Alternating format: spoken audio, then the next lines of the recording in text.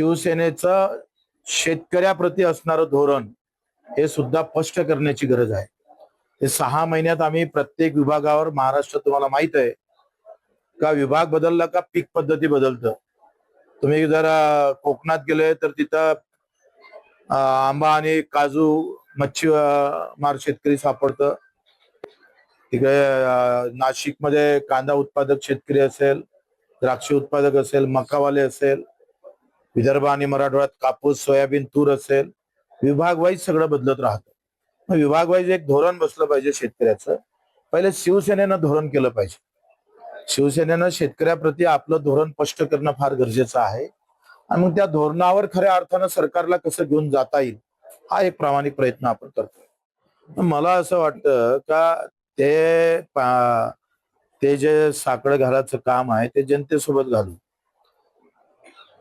जनतेला आम्ही सांगू का आम्हाला असं वाटतं का मुख्य शिंदे साहेब जे रात्री 2 वाजता दरवाजा उघडतय, सामान्य माणसाच्या प्रति असणाऱ्या भावना ज्या खऱ्या अर्थानं ज्या पद्धतीच्या आहे तशा ताकदीचा मुख्यमंत्री व्हावा हे सगळ्यालाच वाटतं. मला एकट्यालाच नाही वाटत. तुम्ही जर सर्वे केला तर सगळेजण तेच म्हणणार का पुन्हा मुख्यमंत्री शिंदे साहेब हवे. विधान परिषदेच्या पांडुरंगाच्या दर्शन घेतलं. खरं तर पांडुरंग म्हणजे पंढरपूर आणि महाराष्ट्राचं दैवत आहे, ज्या देशाचं दैवत आहे.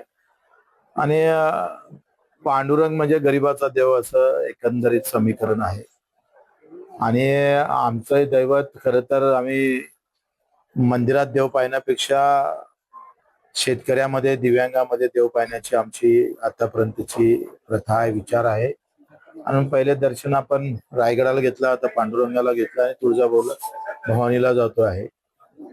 विनंती एकच आहे, प्रार्थना एकच आहे पांडुरंगाला का आमच्या सरकारला शेतकऱ्यापतीच्या भावना ज्या आहे खास करून मुख्यमंत्री साहेबांना अधिक कशा चांगल्या येईल, कारण येणारा काळ अधिक कठीण जाईल शेतकऱ्याची अशी अवस्था आहे.